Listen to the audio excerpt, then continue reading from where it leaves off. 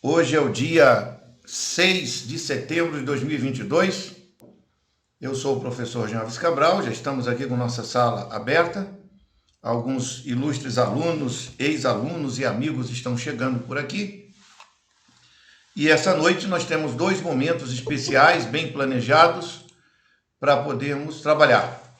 Nesse primeiro momento, em 40 a 45 minutos de aula, de pauta técnica, vou responder algumas questões técnicas bem objetivas e, num segundo momento, vamos tratar de um outro assunto que tem a ver com a possibilidade de representações de núcleos de naturologia clínica pelo Brasil.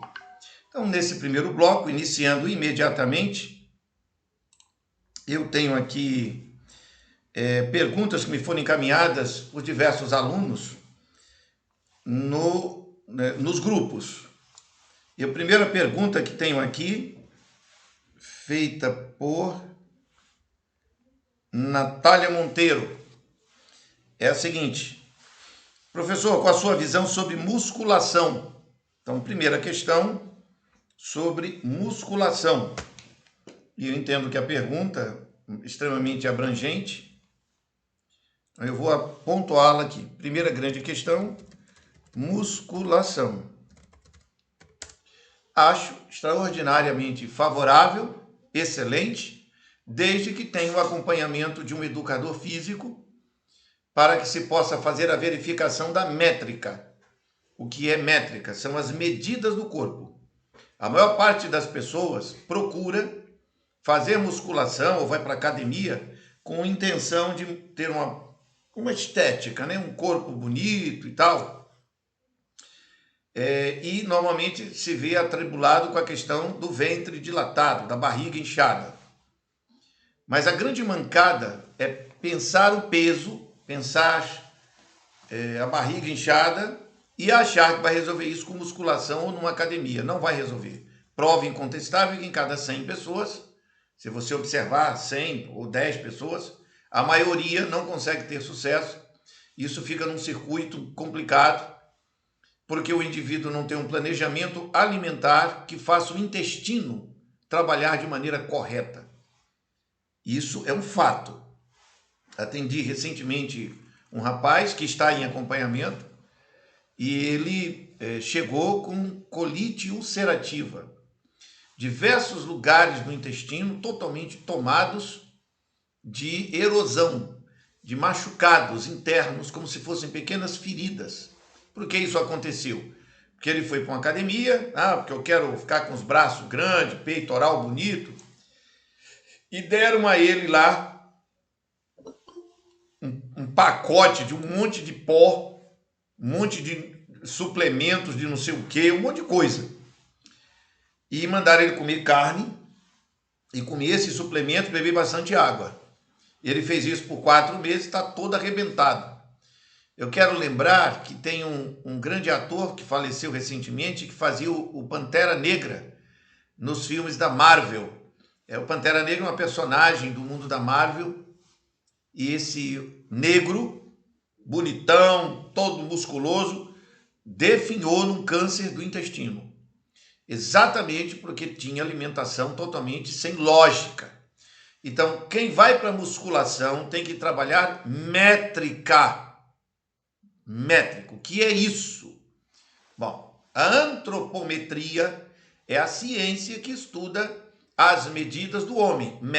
Metria de medidas. E antropos é homem, ou humanidade, ser humano.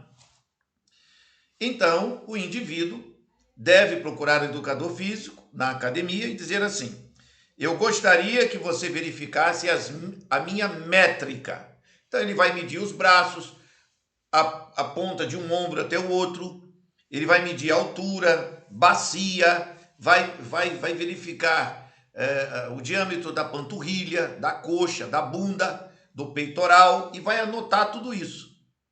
E aí, se você for do biótipo ectomorfo, a sua métrica é uma, compatível com sua altura e largura, envergadura de ombro a ombro e de quadril a quadril.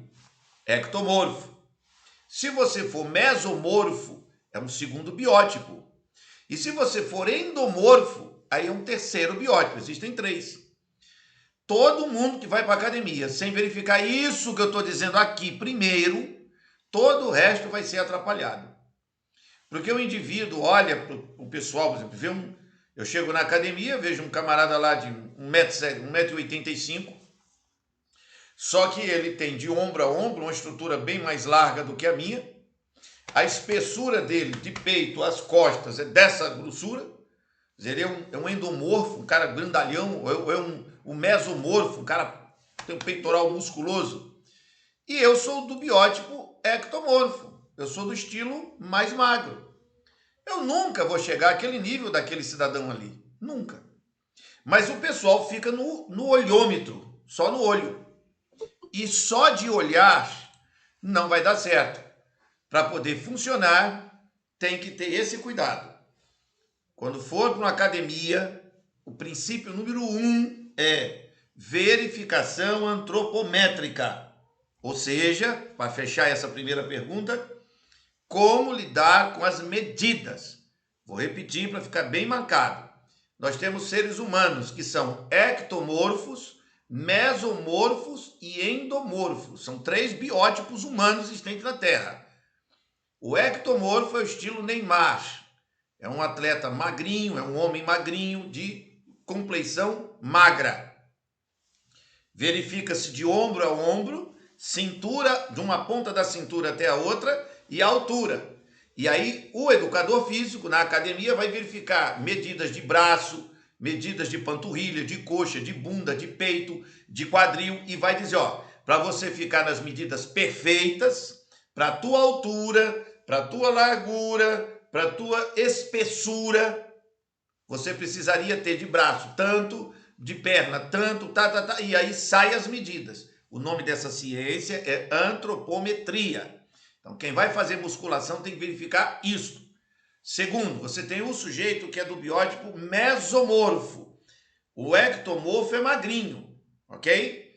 Então, essa estrutura do ombro aqui nivela praticamente com a cintura. Já o mesomorfo, o peitoral dele é mais desenvolvido e a estrutura da cintura é um pouco menor. O peitoral dele é bem desenvolvido. Se for uma mulher, é fácil de identificar logo. Ela tem a estrutura do peitoral mais desenvolvida. O homem, por exemplo, você tem o Pelé, por exemplo, era desse porte. O Maradona, o Ronaldo Fenômeno, Adriano Imperador, nome de grandes jogadores conhecidos no mundo todo. E esses biótipos precisam ser entendidos. O Hulk, por exemplo, que está jogando atualmente, ele é do endomorfo. Ele é um nível maior ainda, gigante. Então a estrutura do cara é muito maior. Você não tem como ir para uma academia e querer fazer o mesmo trabalho que o Mike Tyson está fazendo, que é peso pesado, se você é um peso pena, peso galo. Então tem que ter essa noção quando se procura musculação. Acho maravilhoso. Quem puder fazer musculação deve fazer. Eu normalmente tenho recomendado às pessoas a calistenia, não que eu ache musculação ruim, de maneira nenhuma, mas a calistenia, deixa eu escrever isso aqui, para ficar bem claro, calistenia. Qual é a vantagem que eu vejo na calistenia? O dia a dia do trabalho. Então a gente não tem tempo, por exemplo, de parar, muitos de nós, eu não tenho tempo, por exemplo, de ir para uma academia, fazer todo um trabalho, não tem. Minha vida é uma correria doida, assim, não tem. Sim, e aí? Então vou virar sedentário e não vou fazer nada? Faço. Eu utilizo o método calistênico e eu utilizo o espaço. Então, eu tenho uma barra que eu comprei numa loja chamada Centauro. Tem um negócio de uma barra que a gente coloca na porta, assim, de um lado do outro na porta, e é uma barra. E você com pressão, tarraxa ela bem. Essa que eu comprei tem até parafuso, mandei furar para ficar firme. Então, eu me penduro nela e trabalho ali, barra. Eu vou lá em cima, tal, já estou tirando 25 por dia. Então, o peitoral está desenvolvendo, o braço, dentro da minha capacidade. Aí eu utilizo uma cadeira, boto uma cadeira comum, encosto ela na parede, aí coloco os pés em cima da cadeira, fico inclinado nessa posição, no chão, e vamos aqui. Estou tirando 150 por dia. 75 de manhã, 75 à noite, trabalhando o peitoral. E aí depois vem exercícios calistênicos, alongamento, polichinelo, etc. Então existe um roteiro. E eu faço isso em casa, aqui, onde eu estou aqui, nesse espaço meu. Entenderam? Então eu recomendo calistenia. Acho calistenia mais fácil e a desculpa para alguém não fazer exercício físico é uma só, preguiça. O resto é conversa fiada. Preguiça. Ah, porque eu não tenho condições de ir para academia, não tem essa conversa. No nosso curso, nós damos grande ênfase à calistenia, porque na calistenia dá para fazer em casa. E, obviamente, tem níveis de calistenia, né? Eu faço um negócio para manter o básico, porque também não dá para eu trabalhar como atleta. Não tem como. O trabalho, o estudo, um monte de coisa. Mas tem que fazer uma coisinha. Então, pelo menos uns 20 minutos todo dia. Tiro 10 a 15 minutos de manhã, 10 a 15 minutos à noite. E isso é maravilhoso, me sinto muito bem. Um outro detalhe é que quando eu vou fazer, eu utilizo esse óleo aqui. Eu não vendo óleos, vocês sabem que eu não vendo nada, mas faço publicidade de produtos de boa qualidade. Esse óleo aqui, ó, Nectar Plus, óleo de hortelã. Então o que eu faço? Salpico ele aqui por cima do peito, por cima do pescoço, salpico ele debaixo do braço, bota ele por todo lado aqui, fica um cheiro de hortelã, queima tudo. Aí eu massageio o peitoral todo, ele entra, vaso dilata tudo, e aí eu vou para a barra. Faço os alongamentos, tal, e vou para a barra, vou para o apoio sobre o solo. Estou tirando 75 de manhã, 75 à noite, para manter. Já teve épocas de fazer um pouco mais trabalhado, mas agora estou mais light, 150 por dia, e na barra 24, 25, estou entre o 24 e 25, 12 de manhã, 12 à noite. Isso abre o peitoral, fortalece a musculatura das costas, numa barrinha que eu comprei na loja Centauro. Estou fazendo aqui um merchan para essa loja, deve ter outras marcas, tá? Eu não conheço nada disso, mas é uma barra importante. E não é produto caro, eu acho que custou 180, 200 reais, e é um instrumento que você leva depois, vai se mudar de casa, para onde você for, leva. Então, trabalhar esse negócio aqui no peitoral e fazer um apoio sobre o solo, fundamental para manter a saúde. E quem, evidentemente, está num segundo estágio, um pouco mais avançado, que seria isto. Você tem a bicicleta, corre, faz caminhada, joga um futebol, vôlei, aí o nível vai aumentando. O nível máximo seria quem pratica natação, né? Agora aqui em Caruaru faz 80 dias que não para de chover, estou usando blusa, vocês vêem do frio que está fazendo aqui, eu estou usando o gorrinho do frio que está fazendo aqui no Nordeste, um frio da moléstia, e não tem condições de pular na piscina que eu tenho aí, que se eu vou para aquela piscina lá eu morro congelado, não tem condições não, que está batendo hoje à tarde, no início da tarde estava dando 16 graus e a estimativa é que vai fechar em 12, lá pelas 3 da madrugada. Aqui tem que dormir com edredom, é frio. Então, e veja, é frio, nós estamos entrando em setembro. E eu estou no Nordeste, é porque eu estou na serra, né? A parte muito alta. Então, piscina deixa quieto. Então, isso que eu estou dizendo é fundamental. Trabalhar essa coisa da musculação, joia. Se você tem condições de ir para academia. Não tem, vai fazer calistenia. Certo? E aí, como é que funciona? Bom, no nosso curso nós temos um módulo sobre calistenia, que a gente fala sobre terapias corporais, o professor José Wellington Moura, um excepcional fisioterapeuta, que é o nosso mestre desse setor. Tem também o professor Emanuel Linoan, que é mais na área de quiropraxia, mas José Wellington Moura é show. E ele discute bem essa questão de fortalecimento da musculatura. Segunda pergunta importante que me foi feita durante a semana é sobre a questão da soja e do milho transgênico. Essa pauta, eu inclusive fiz umas anotações, mas eu prefiro encaminhá-la para o Dr. Newton Akio Mutó.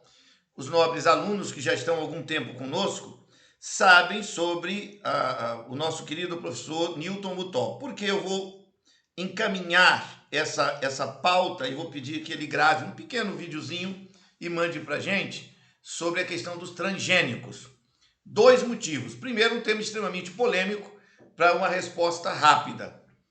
Nós precisamos ter alguma reflexão sobre o que significam os transgênicos, sobre diversos aspectos. Os transgênicos são hoje uma realidade no mercado, ponto. Não tem como fugir deles.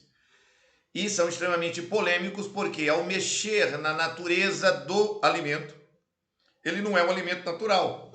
Ele é um alimento, entre aspas, aperfeiçoado. E essa discussão é própria para um biomédico e com grande domínio da área de bioquímica como o Dr. Newton, porque são muitos os produtos. Ele me pergunta sobre soja e milho, mas tem outros produtos que também estão sendo submetidos a experiências transgênicas. Eu anotei esta pergunta, será respondida dentro do mês de setembro, farei o encaminhamento para o Dr. Newton Butó, para que eu não fique só na espuma do assunto. Não é uma área de minha concentração, que é bioquímica dos alimentos. Newton domina isso assim, fácil. Então, estou encaminhando para ele. O óleo de hortelã e o óleo de alho, por que não é considerado medicamento, mesmo que natural? Esta é uma falha de quem pensa que o óleo de hortelã ou o óleo de alho não sejam medicamentos. São medicamentos, sim. Veja, todos os produtos que você adquire e que são concentrados, como por exemplo o óleo de hortelã, que eu gosto demais desse olhinho aqui, certo? Eu uso isso há 27 anos. E eu não vou a lugar nenhum sem isso no bolso. Eu tive que sair agora, 3 vezes saí hoje. As 3 vezes saí, ele está no bolso da calça. Não sai, não vou a lugar nenhum sem o óleo de hortelã. Por 1000 motivos. Não vou tratar aqui agora, mas deixo pontuado que é medicamento. A diferença que há entre os produtos naturais de verdade e os sintéticos é que os naturais são feitos à base de 2 produtos elementares. Você tem o produto natural, por exemplo, a hortelã, e o mecanismo de prensagem para extrair dela o sumo puro, e aí isso é uma tecnologia, mas é hortelã pura. Não se coloca aditivo, conservante, estabilizante, não põe nada, só ela pura. E vai se utilizar, dependendo da aplicação que se quer, um óleo mineral ou um outro tipo de óleo especial. É muito comum se utilizar, por exemplo, o óleo de gergelim. Eu já tive óleos dessa natureza, e o Iraildo, que faz diversas atividades de quiropraxia aqui em Caruaru, trabalha a minha coluna, a cada 15 dias eu tenho uma sessão de quiropraxia. O Iraildo tem óleos de gergelim misturado com essência, por exemplo, de hortelã, de erva doce, de capim-santo, etc. Essa mistura ele utiliza para trabalhar na massagem. É espetacular. Então, isso precisa ficar bem claro, que o produto natural, ele é feito de substâncias literalmente naturais. Os que são sintéticos, eles são manipulados com diversas químicas e diversos produtos de procedência farmacêutica para potencializar aquele produto que eles vão fazer, e necessariamente não é natural. Então, como nós somos da linha do natural, o que é que nós temos como referência? Porque a pergunta aqui é muito clara. Óleo de hortelã e óleo de alho, por que não é considerado medicamento? É considerado medicamento e está numa obra. Existe um material no Brasil produzido pela Anvisa, chama-se Farmacopeia. A Farmacopeia Brasileira está na 6ª edição, são 5, 6 volumes, e um dos volumes é destinado à farmacognosia naturista.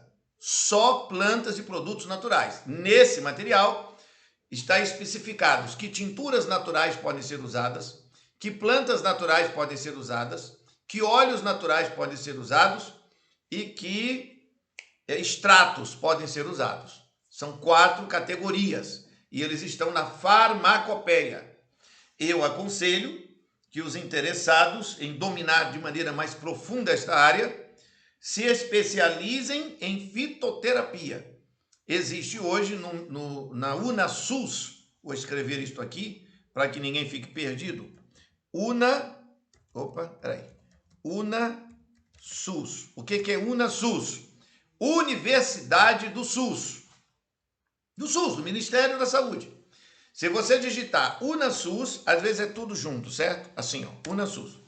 Você digita UnaSUS aí no Google, clica, vai abrir a plataforma, sempre tem cursos de fitoterapia que estão à disposição dos que trabalham com atenção primária da saúde, que é exatamente nossa área. Nunca esqueçam, nós da naturologia trabalhamos com atenção primária da saúde. Isso tem a ver com a lei 8080/90. Que lei é essa? Vamos escrever essa lei aqui. Lei 8.080 de 1980. Essa é a lei do Sistema Único de Saúde do Brasil, conhecido por SUS. Essa lei determina que o sistema de saúde inteira do país está organizado em atenção primária, atenção secundária e terciária. Nós, da naturologia clínica, estamos no grupo de primária, ou seja, nós atendemos 90% da população. O nível secundário, ele vai atender entre 35% a 40% de toda a população. E o nível terciário vai atender 10% da população, que é exatamente hospital, internação, UTI. Então, a nossa praia tem muito material dentro da plataforma do Ministério da Saúde, que nós utilizamos no nosso curso, porque é da legalidade. Tem a ver com os princípios de fundamentação do trabalho, sob a perspectiva técnica, legal, de especialidades e da abrangência. A gente atinge 90% do povo todo. Se 90% da população precisar de atendimento de saúde natural, que é da área preventiva, vai encontrar conosco. Óleo de hortelã é medicamento. Óleo de alho é medicamento. Medicamentos liberados pela Anvisa. Inclusive aqui, quando você examina esses materiais, normalmente vem escrito que ele está sob estudo ou que ele não está comprovado. No caso do óleo de hortelã, não, está comprovado. Está comprovado o quê? As mais de 70 benesses que esse produto possibilita no corpo humano. Bom, o óleo de hortelã, você não pode botar, por exemplo, 70 gotas num copo com água e beber. Se você fizer isso, você vai passar mal. Mas se você fizer o chá de hortelã, numa xícara, você não tem ali 1 quilo de hortelã ali dentro. Então, para tudo há uma dosagem, há um limite. O estômago tem uma capacidade de suporte. Então, naturalmente, que esses produtos fitoterápicos são utilizados dentro de dosagens. Algumas dosagens já estão definidas de maneira conclusiva, técnica, e outros estão em pesquisa. No nosso curso, eu não trabalho com mais do que 18, 16, 18, 20 plantas no máximo. A fitoterapia brasileira tem em torno de 5.000 plantas medicinais. Ok? Mas eu não conheci um grande professor lá em Fortaleza, já falecido, tinha 82 anos quando nós estivemos juntos, o professor Francisco, que era da Faculdade de Farmácia da Universidade Federal do Ceará. Um dos maiores fitoterapeutas e criador da farmácia viva no Brasil.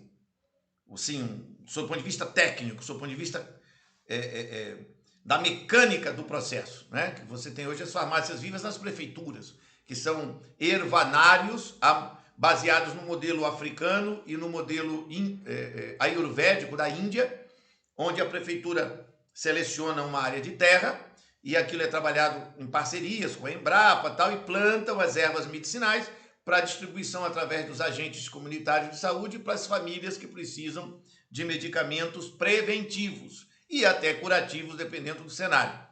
Eu me concentrei ao longo de toda a minha carreira em, no máximo, 24 plantas. Por quê? Porque eu não sou doido de querer estudar 5.000 plantas. Eu tenho outros campos de pesquisa. E as plantas que eu estudo, e normalmente no nosso módulo eu seleciono 12, 14 no máximo, e eu misturo entre elas. Temos um tratado que é o tratado As Bases Farmacológicas da Terapêutica de Goldman e Gilman. É um clássico dessa espessura, um negócio enorme. Quem acompanhou já teve a oportunidade de participar do módulo de fitoterapia, viu eu utilizar muito as bases farmacológicas da terapêutica e o Tratado de Clínica Médica de Marcondes. Nessas duas obras, a gente trabalha de maneira muito objetiva, muito cuidadosa, essa questão de dosagens. Então, as bases farmacológicas da terapêutica determinam que nunca se utiliza mais do que 3 substâncias. Vejam, isso não é uma teoria minha, isso está na obra de referência da Faculdade de Farmácia, chamada As Bases Farmacológicas da Terapêutica. Então, ele vai discutir farmacognosia, farmacocinética, enfim, as áreas da farmácia.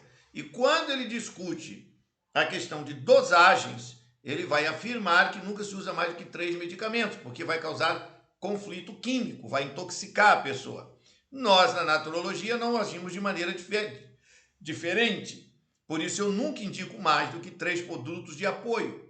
Então, eu olho, por exemplo, o óleo de hortelã no chá de espinheira santa. Vai ser espetacular para o estômago, porque a espinheira santa, aí está uma das plantas que eu domino. A espinheira santa é uma planta desenvolvida desde 1940 na Universidade Federal do Paraná e ela está comprovadamente conhecida como planta que melhora até cenários de câncer do estômago, câncer do intestino. O óleo de hortelã tem que benefícios? São mais de 70. Quando eu junto as duas, eu tenho um resultado favorável. Claro que há um método para fazer isso, e quem está no nosso curso entendeu o método. Tem que fazer um cronobiograma, encaixar o horário do alimento, o horário da água, tem toda uma dinâmica, o protocolo. Mas estamos falando de maneira muito específica sobre óleo de hortelã e óleo de alho serem ou não medicamentos. São, e eles têm que ser utilizados dentro das dosagens identificadas na farmacopeia brasileira. Seria melhor, pergunta a pessoa, o uso do alimento, por exemplo, com alho ou sumo de hortelã? Sim, pode ser utilizado em cenários preventivos ou num surto de gripe, por exemplo, que a população está tendo. Se você tiver o suco da hortelã, maravilha. Porém, se você tem um vidrinho desse na mão, você economizou um monte de tempo, um monte de problema. Um vidrinho desse que está custando aqui em Caruaru R$18, ele tem capacidade para mais ou menos umas 2.000 gotas. Todo dia o sujeito vai usar umas 6 gotas. Quer dizer, quanto tempo demora para você gastar 2.000 gotas? 2.000 dividido por 6. Entenderam agora? Quanto tempo o vidrinho desse? Eu acho melhor do que você, de repente, tem trabalho, corre. Eu boto isso aqui no bolso. Estou na rua, estou no banco, tem uma garrafinha d'água aqui. Aí eu pingo aqui dentro 3 gotinhas, sacolejo ele aqui e vou bebendo. E assim eu vou lidando com a dificuldade. Peraí, só um minutinho. Tem um microfone aberto. Pronto, não está mais aberto. Então, veja, esse segundo aspecto, essa terceira questão, é melhor o uso do alimento? Sim, se você tiver condições, sem problema. Mas eu acho mais prático e não melhor. Porque se eu disser que isto aqui é melhor, eu estaria dizendo que fazer o chá não presta. Não é isto. Isso aqui tem a ver com praticidade. Eu saí hoje 7 horas da manhã e retornei 7:30 da noite. Não tem como ter chá de hortelã, entendeu? Não vai ter como. E eu não posso ficar sem meu olhinho. Então é mais prático. Isso tem muito a ver com a organização pessoal de cada um. Cólica menstrual. Quais as suas considerações, levando em conta que no livro O Atlas do Corpo Humano e no livro de Manuel Lezaeta Charan, declara que dor é um aviso do organismo para indicar enfermidade. Essa frase, de maneira bem mais específica, de que a dor é um aviso do organismo para indicar que há uma dificuldade, está no Ciência do Bom Viver, de Ellen White. É repetido de outra forma, de outra maneira, no tratado La Medicina Natural em 40 Leções, de Eduardo Alfonso Hernan. Também com Pierre Valentin Marchesot e Gregório Jouvot, grandes mestres da medicina naturista francesa, eles dão muita ênfase à questão da dor. e são os grandes pais, vamos dizer assim, do que eu considero o entendimento mais holístico e completo sobre o significado da dor. Eles não conseguiram explicar esse significado da dor na linguagem cito-histológica que eu utilizo. Cito-histológica, cito de célula, histológica de tecidos. Mas deixaram muito claro que é de fato um fenômeno de autodefesa. Isso também não destoa do Tratado de Fisiologia Médica de Arthur Guyton, que os nobres alunos e ex-alunos conhecem muito bem, no módulo número 1 e 2 do curso. A gente trabalha esse tratado e o significado da homeostasia e entendemos que homeostasia é exatamente o mecanismo de autorregulação natural da vida do corpo. É o que mantém o organismo vivo, funcionando, rodando, show de bola. Quando esse mecanismo é atrapalhado, porque os 4 emuncitórios, ou seja, canais de saída de toxinas, são bloqueados, guarda a acidez, guarda a toxina, e aí a máquina entra em crise. Bom, esse é o entendimento geral. Show? Beleza. Mas a pergunta refere-se à dor, sobretudo apontando para o cenário de cólica menstrual. Cólica menstrual. Então, estamos aqui num recorte muito específico envolvendo o cenário das mulheres, que não será diferente dos problemas e dificuldades de impotência sexual e de próstata nos homens. Por quê? Porque esses dois aparatos, eles são paralelos. A estrutura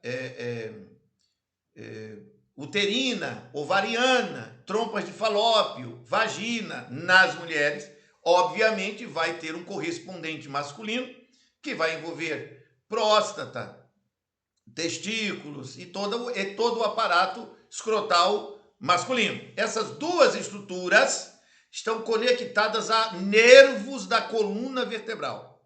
E aí está o ponto que nós, em naturologia clínica, estudamos de maneira muito cuidadosa.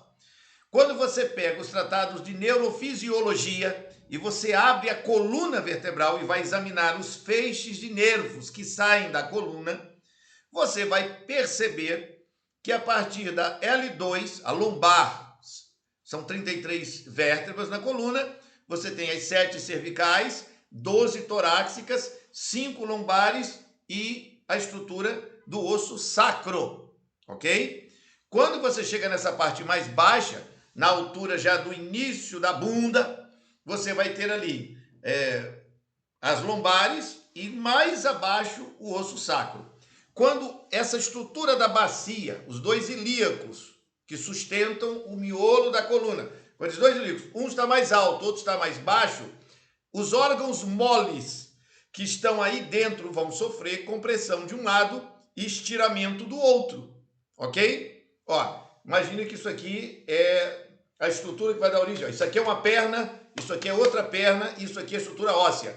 Se um osso está mais alto do que o outro, aí você ficou mais alto, a estrutura do diafragma está aqui em cima e esse osso subiu. Então isso vai criar uma aglutinação aqui. O intestino, essa região inteira vai ficar aglutinada. Beleza, mas esse outro que está mais caído, o diafragma continua fixo, é um estiramento. Então você tem estiramento do lado e você tem aglutinação do outro. A circulação aqui dentro está afetada. A circulação de sangue. Então você vai tendo paralisação de sangue, ele não está circulando. E quando o sangue não circula de maneira favorável, diversos fenômenos vão acontecer. 4 são os mais importantes. Primeiro, você vai ter febre. Por que vai ter febre? Porque sangue é quente. E a temperatura normal do sangue deveria ser 37 graus. Mas por esse acúmulo de sangue, ela sobe para 42. Os órgãos afetados por essa febre ficam lentos. E o que significa lento? Significa que na química das células, na química dos tecidos, o sangue está lento e as células não conseguem captar nutrientes e eliminar toxinas. Elas ficam com um trabalho lento. Esse trabalho lento sufoca a respiração das células, criando o fenômeno dito hipóxia. Tudo isso está nos módulos, certo? Quando essa hipóxia começa a acontecer, aí você tem a célula vibrando, tentando caçar oxigênio. Ela vai vibrar. Cadê o oxigênio? Ela não acha. Essa vibração chama-se dor. Entenderam agora? dor. Dor é esse fenômeno hipoxêmico. A célula está vibrando e ela está procurando oxigênio químico. Lembrem-se que nós temos trabalhado com algumas... são singelas as nossas maneiras de explicar as coisas, exatamente para tentar descomplicar o máximo possível. Mas tem apostila suficiente aí para complicar bastante a vida de todo mundo. Eu tenho aqui 4 canetas. É proposital as 4 canetas para que a gente possa rapidamente aqui citar a lógica do que acontece. Então essa caneta que está aqui embaixo, a pretinha aqui, com essa tampinha preta, ela é um fio de nervo. Esta outra que está em branco aqui é um fio linfático. E essas duas azuis aqui é um fio de sangue venoso e a outra é um sangue arterial. O sangue arterial é o sangue que vem do coração para o corpo. O sangue venoso é o sangue que volta do corpo para o coração. Beleza. O grande barato nisso tudo aqui é que você tem entre cada um dos 4 fios... Cadê a bolinha que eu botei aqui? Não.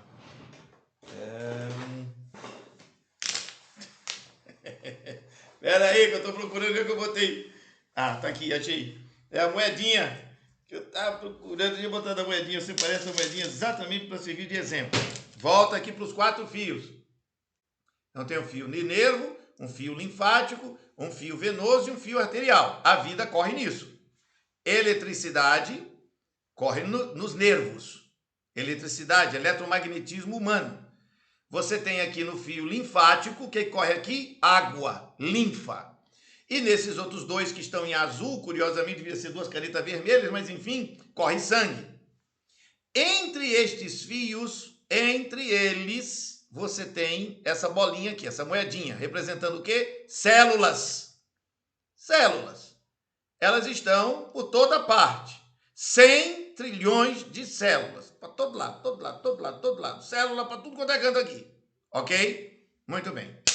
Entre esses fios e entre essa célula, representativa aqui de diversas, o que é que corre entre elas? Água.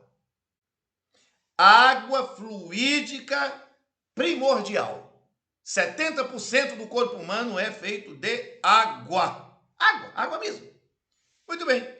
Só que não é água pura, é água misturada com vitaminas, sais minerais, hidrato de carbono, lipídio, remédio, medicamentos de toda sorte, fumo, maconha. O diabo que o cara botou no corpo está nessa água, atingindo esta célula aqui.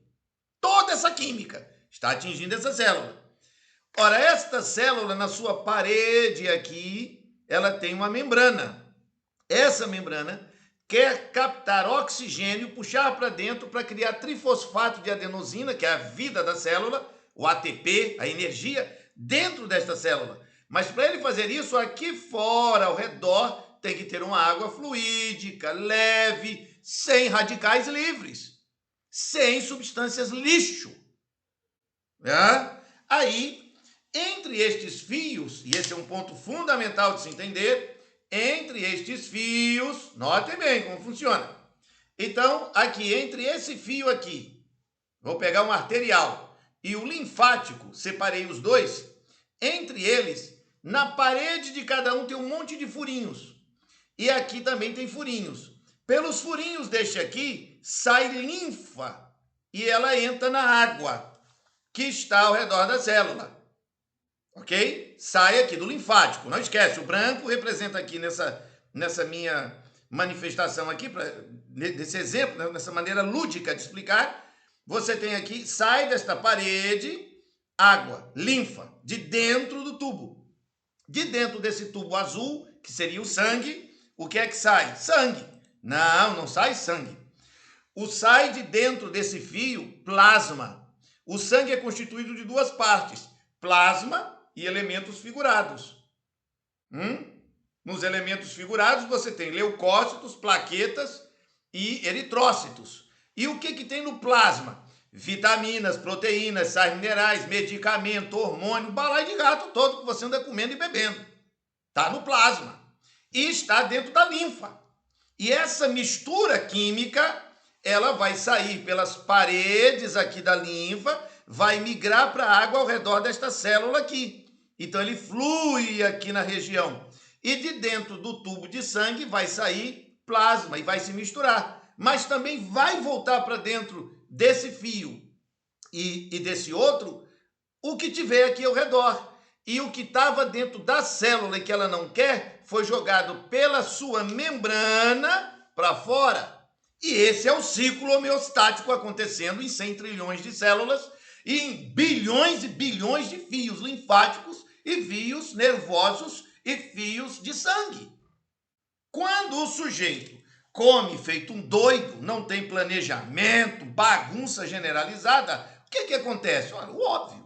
A gente não precisa ser muito inteligente para perceber, pelo que eu estou explicando, que ao redor desta célula, as substâncias soltas nesta água estão pesadas, como um catarro. Todo mundo sabe o que é catarro. E todo mundo sabe que catarro tem níveis de intoxicação. Você tem um catarro mais branco, mais leve, uma coriza. Tem outro que parece uma cola melequenta mesmo, parece cola. Tem um outro que é mais espesso, amarelado, outro é verde. Oh, meu Deus, é tuberculose. Mas o que é aquilo que está ali? A concentração imensa de lixo orgânico, que deveria ter saído pelas fezes, pela urina, deveria ter saído pelo suor.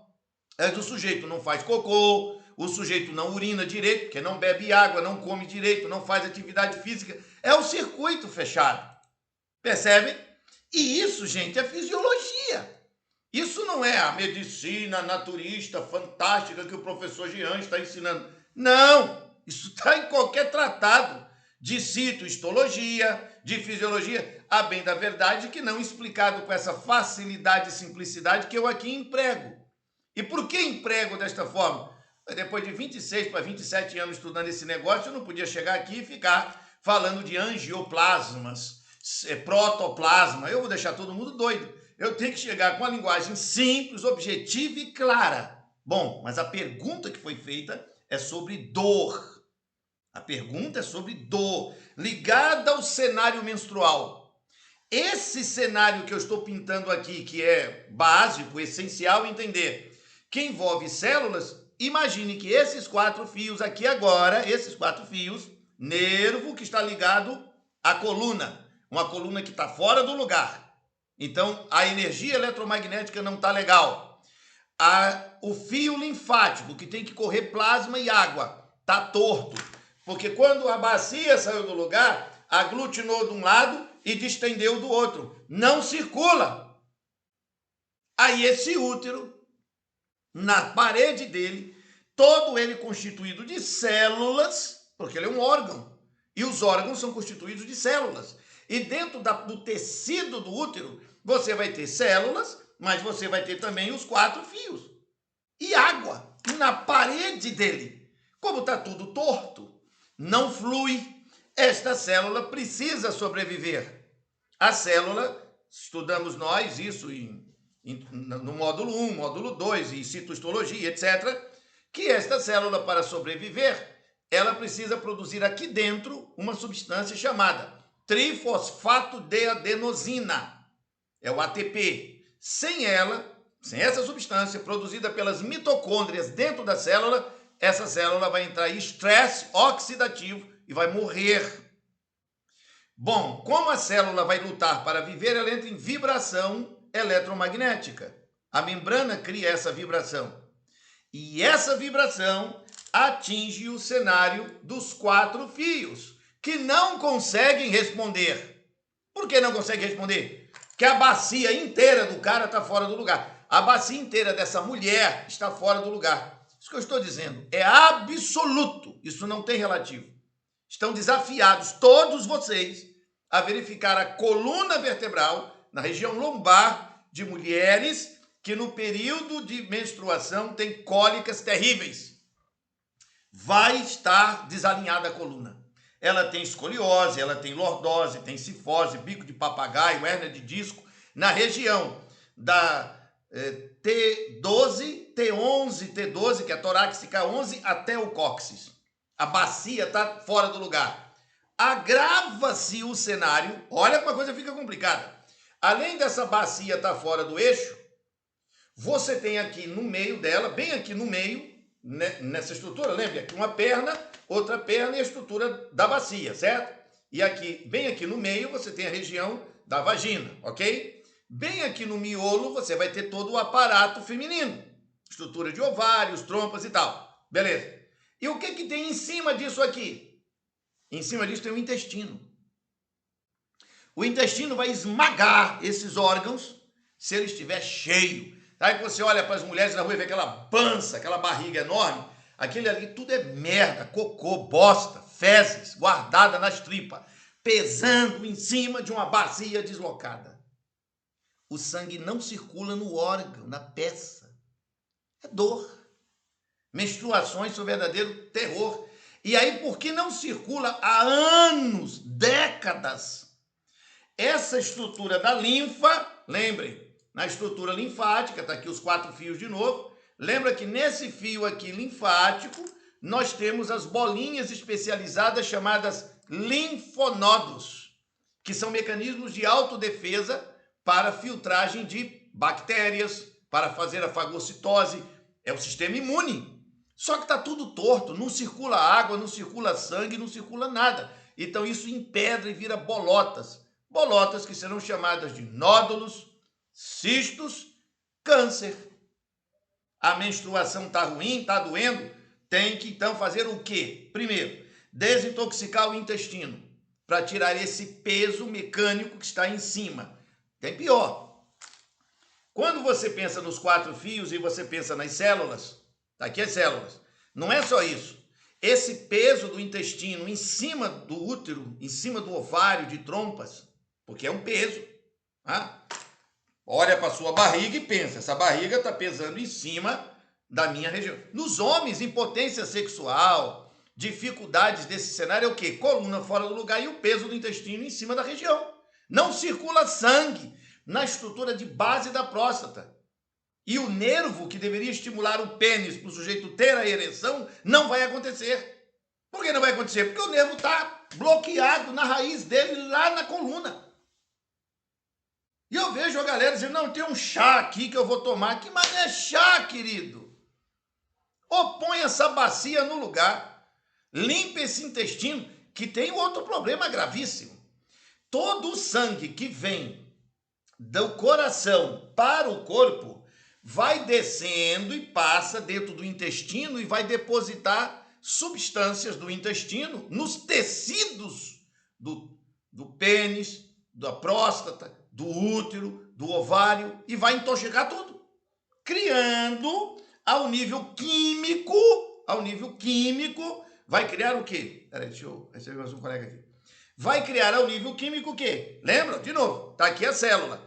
Aqui no meio dela, o que vai acontecer? Vai ter uma água ao redor dela pesada. Então ela vai entrar em crise, vai morrer. E o fenômeno da dor é a célula tentando achar oxigênio.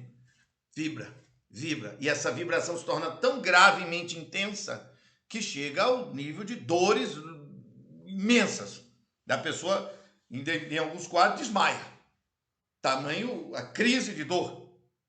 E se ela não desmaia, se o corpo não faz esse fenômeno, que agita o sujeito buscando uma circulação. Já viu todo cara que quando tem dor, ai, por que você esfrega o lugar da dor? Por instinto. Bom, eu continuo gravando. Aconteceu alguma coisa. Peraí, saiu a minha gravação, mas já estou voltando. É porque eu parei de mexer.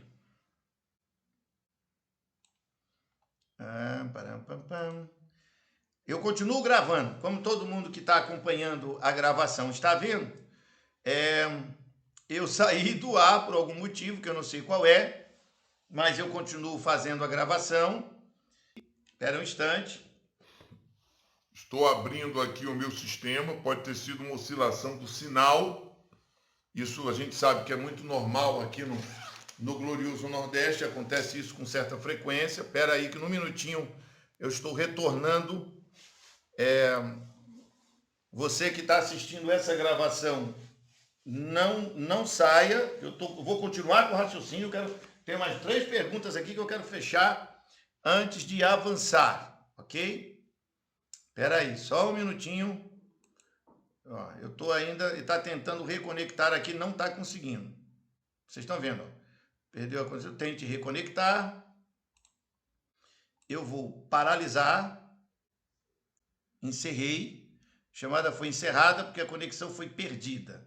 Tudo bem, tá ok. Eu continuo gravando, não vou parar a gravação. Só um instante. Ai, meu filho. É a minha internet, com certeza bloqueou, mas eu não vou parar. Espera aí, estou retornando. E a coisa está tão complicada que o meu sinal realmente saiu de área. Eu vou dar uma pausa e já retorno. Pronto, reassumindo aqui a nossa gravação, tivemos um problema técnico, faltou luz, sei lá o que foi que aconteceu aí, deu uma queda e o sinal foi embora. Mas já voltamos. Pois bem, fechando o raciocínio sobre a questão da dor que envolve o útero, trompas, ovário, é essa lógica. Você tem os quatro principais fios, e você tem as células. Essa célula vai precisar ser alimentada para viver. Se você não der a essa célula a vida que ela precisa ter, naturalmente a célula na sua membrana vai ser sufocada, vai entrar estresse oxidativo e vai ser destruída. Tenho ainda aqui mais... Opa, voltou aqui, tem mais um colega chegando. Eu tenho ainda aqui mais duas perguntas importantes, que são pequenos aspectos, né, que vão enriquecendo a visão, o entendimento na área clínica, e que a gente não pode deixar passar. Peço só mais uns minutinhos, para a gente já vai entrar na segunda pauta de importância, mas essa eu quero concluir com perguntas importantes do cenário clínico do dia a dia. Bom, eu acredito que essa questão da dor menstrual e da dor do aparato genito-urinário está devidamente assentado. Se vocês ouvirem um grande ruído no fundo, é porque aqui na minha região tem aí umas bandas de música, um negócio de política, a muvuca tá comendo aí. Mas a gente vai firme. Carne produzida em laboratório. Olha, se a carne sem ser produzida em laboratório já é um problema, tu imagina uma produzida em laboratório.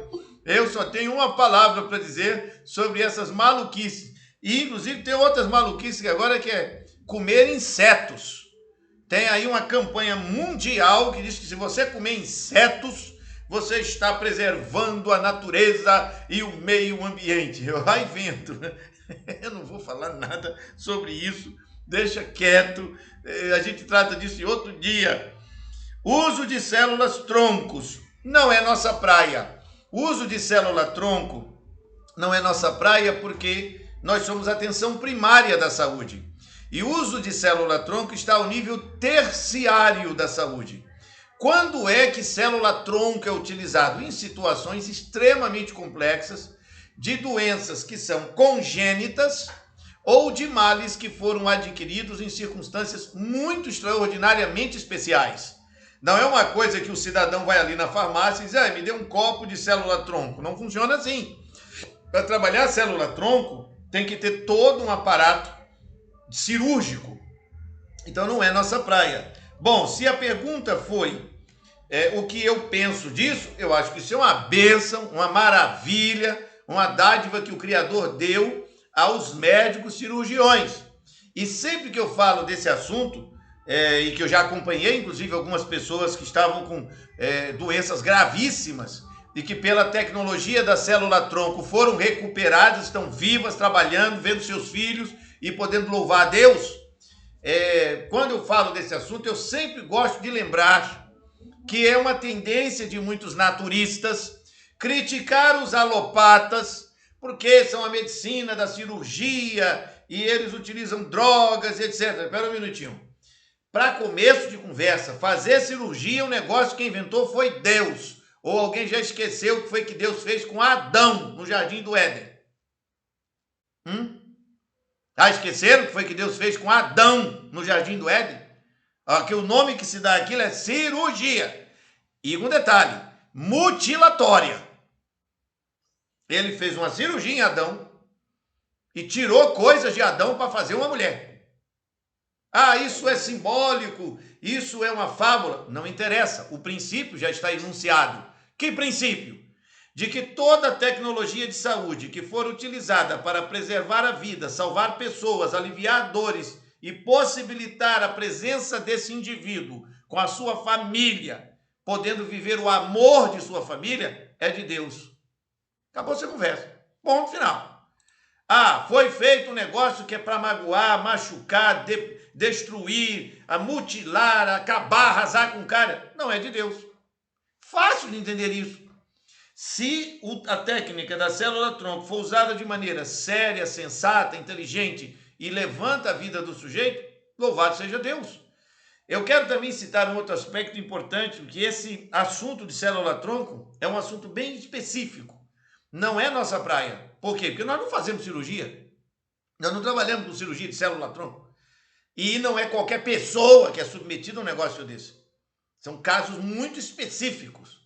E esses casos específicos não nos dizem, nós não temos como resolver. Quem vai resolver isso é o nível terciário. E há um protocolo do Ministério da Saúde que define quem pode mexer com isso. Não é qualquer médico.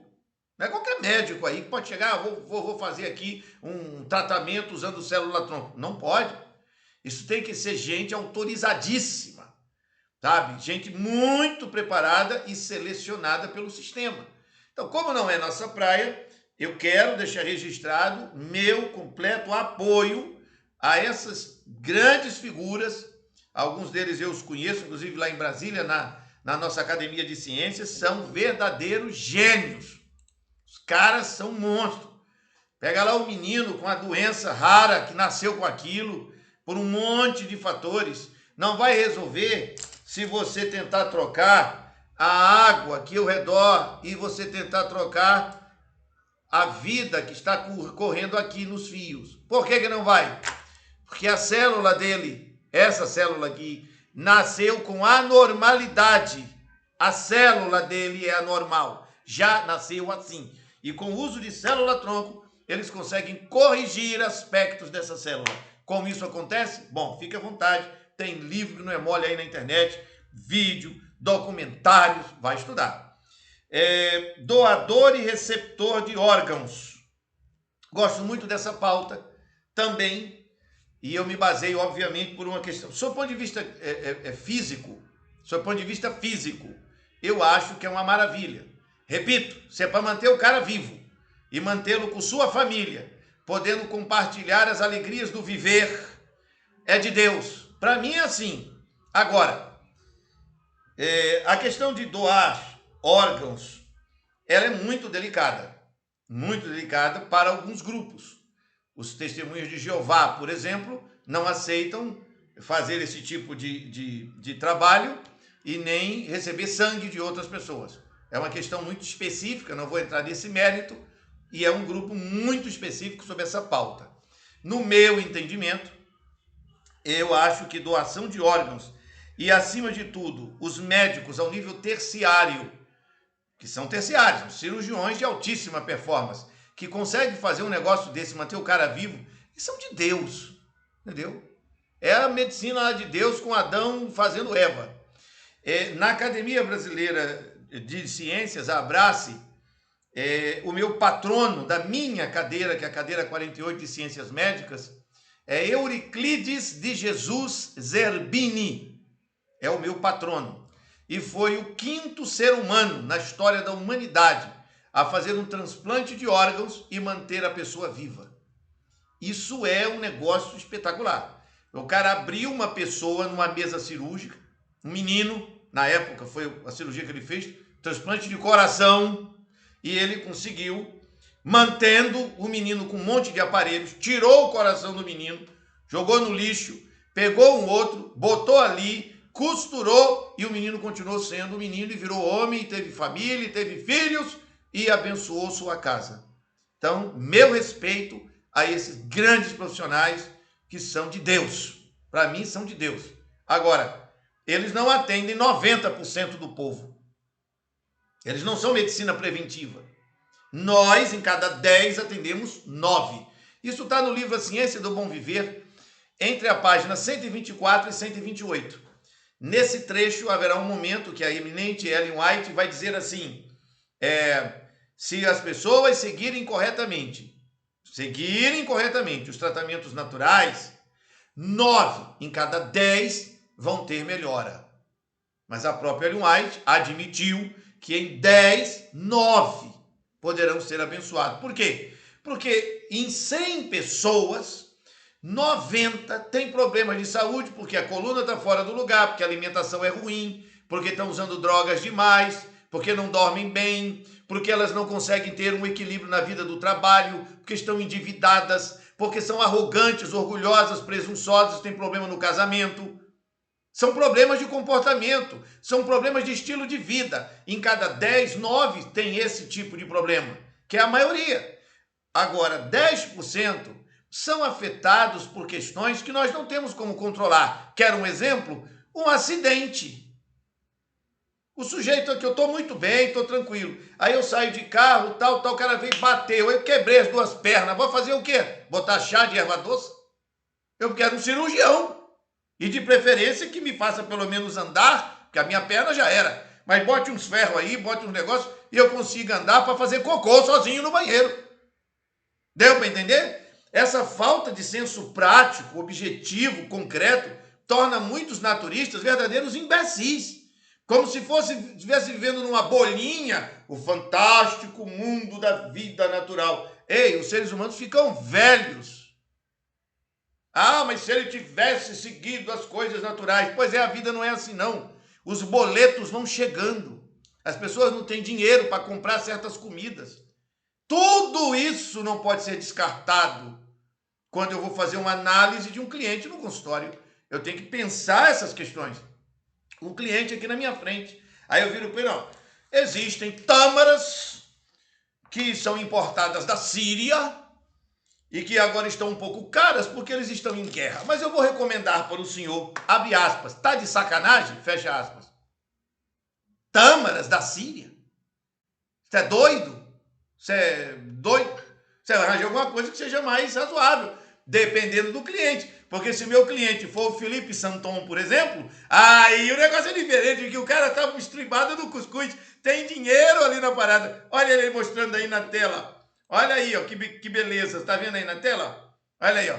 Eita, tâmara seca. O bicho tá estribado no dinheiro. Ele pode comprar.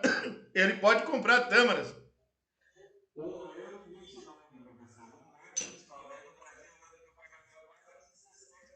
Mas vocês estão vendo, né? Aí no Brasil,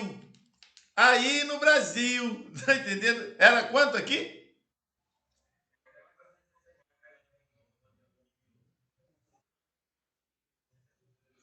É isso mesmo. Ele deve estar assim, R$ 300, R$ 400 hoje. Não dá para você trabalhar aqui, pelo menos no Brasil, não dá para você oferecer isso para um cidadão nosso, da periferia, das cidades menores. Aí não tem como. Mas quando você atende um cara que tem grana, que tem. Ué, você pode recurso, eu gosto de tâmaras, então vou botar tâmaras aqui. Então, assim, a gente trabalha com protocolos que são razoavelmente fáceis de se aplicar no território brasileiro. Obviamente, em outros países tem alguns alimentos que não são fáceis. Eu me lembro quando o Dr. Newton Mutó foi para o Japão, a gente conversava e ele dizia assim, ele... Peraí, abriu o microfone aí, abriu o microfone. Peraí. Peraí, eu fecho aqui. Ele esquece e aperta o botão, mas esquece ele faz. Então, veja, olha aqui, a Rosângela. Em São Paulo, R$ 130, reais, 5 quilos. Tá bonito o negócio aí, não tá caro não. O Edberto está dizendo que em Goiás está 66. Ó, olha aí a situação. Pois é, então tem certos alimentos que não dá para a gente recomendar para as pessoas, porque é muito caro, mas outros são mais baratos. Agora, cá entre nós, tem que ir em Goiás comprar essas tâmaras aí, hein? Pô, 66 tá menos da metade, tá metade do valor lá de São Paulo. Eu não estou entendendo bem isso aí não, mas tudo bem, deixa em paz. Então, meus amigos, essas foram as grandes questões que tivemos hoje, muito importantes todas elas, e a gente sempre tem, né, inúmeras situações de perguntas. Todas as que vocês tiverem, que são perguntas gerais, para a gente desenvolver junto com o corpo de alunos, mandem nos grupos. Eu vou olhando algumas delas e aí a gente vai respondendo. Às vezes eu respondo diretamente no grupo ou aqui Tem uma interferência. Tem uma interferência. Quem está falando aí? Diga, vamos lá, para eu fechar esse bloco e entrar no próximo.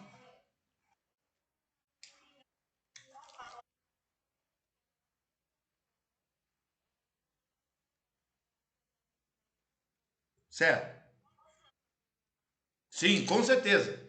Mas ela não vai achar talvez óleo de hortelã, ela vai achar lá óleo de menta, piperita. Dá certo, são boas, pode usar lá. Diga lá, Osni.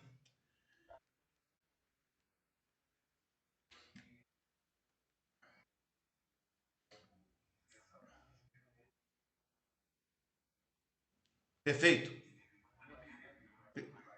perfeito.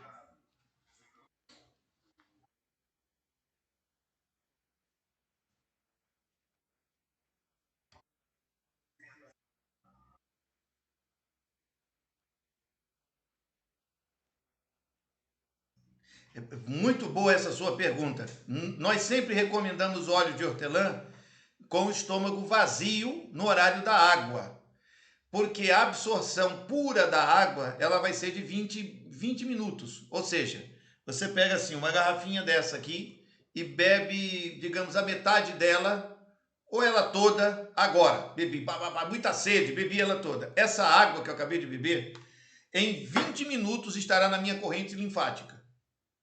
20 minutos. A parede do estômago, a estrutura linfática se abre e capta essa água. E joga na rede linfática com tal força que em 20 minutos você está urinando. Quer dizer, aumentou o fluxo de água, o rim trabalha melhor e solta urina. E cria compensação. Entrou água, sai água. O estômago vazio. Por isso a regra que só se bebe água 2 horas depois de comer e até 30 minutos antes de comer. Para que esse estômago possa captar essa água limpa e jogar no trabalho. Quando eu ponho o fitoterápico, não só óleo de hortelã, mas qualquer outro, ele está na sua natureza mais pura. Então a absorção dele é quase que instantânea junto com a água.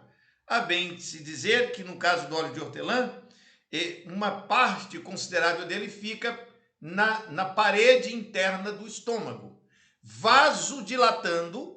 Isso é um ponto importante, ele funciona como vasodilatador, estimulando a circulação da parede do estômago, permitindo que essa água flua de maneira mais veloz.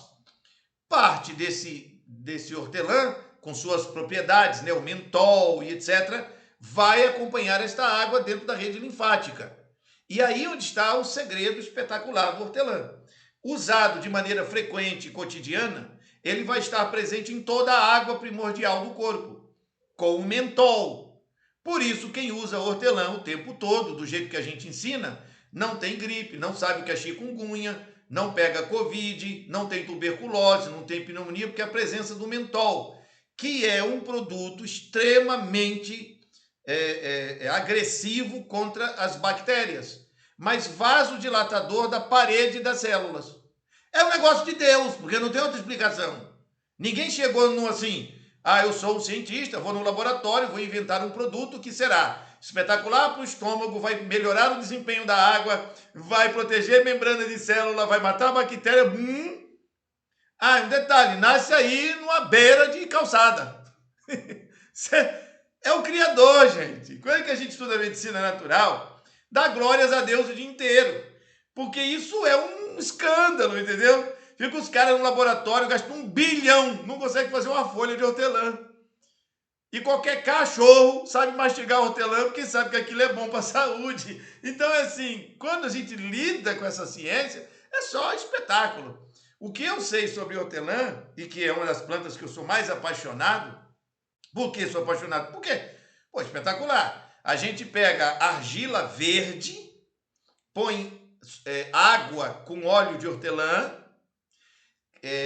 coloca tintura de cavalinha, faço lá uma mistura, vira aquele creme, e eu ponho no pé diabético e o pé fecha. A ferida some. Não é numa aplicação, é claro, 60 dias, tomando água certa, bebendo hortelã, vocês conhecem o protocolo. Mas em 60 dias, o cara com aquele pé podre está com o pé curado. E o que é que eu usei de maravilhoso? É um chá que qualquer cachorro magro sabe mastigar quando está com verme.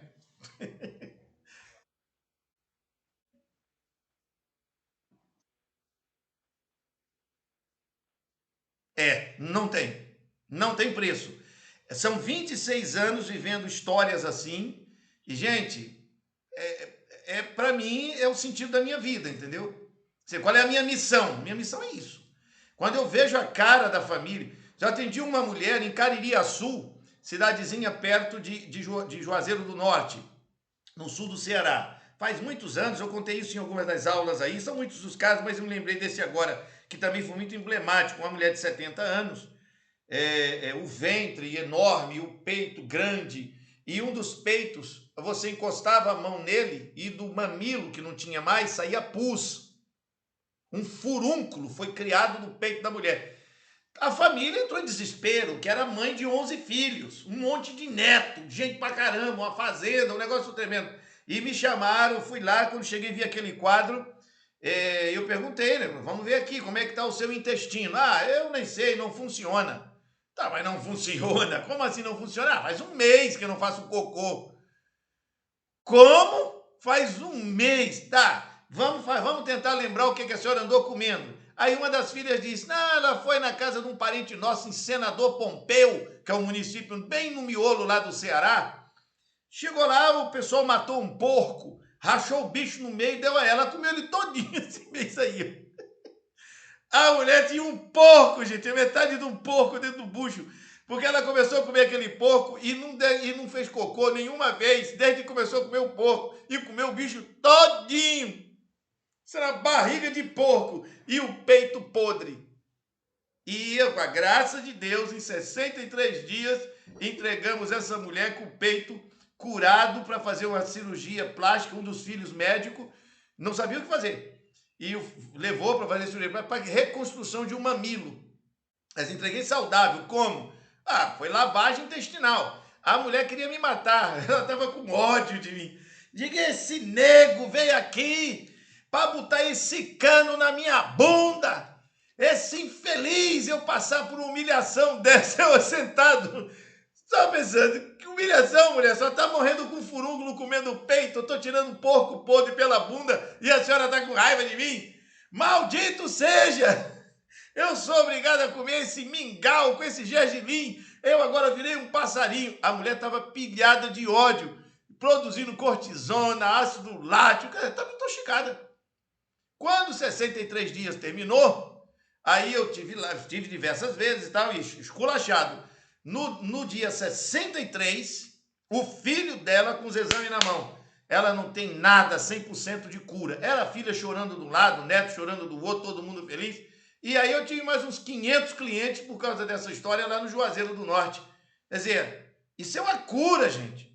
Espetacular. Uma família que acabou gerando mais 500 outras pessoas que eu pude atender. E quando você raciocina a grandeza disso, sabe? Os três membros da família fizeram um tratamento também. Foi um negócio espetacular. Por causa de um caso. Um caso. Ela teve que fazer lavagem intestinal, que ali não tinha outro jeito. Tava empedrando tudo, né? Ela ia morrer empanzinada na comida podre, um porco em decomposição dentro dela. Imagina isso sendo chupado pelas vilosidades do intestino e jogando aqui dentro dos 4 fios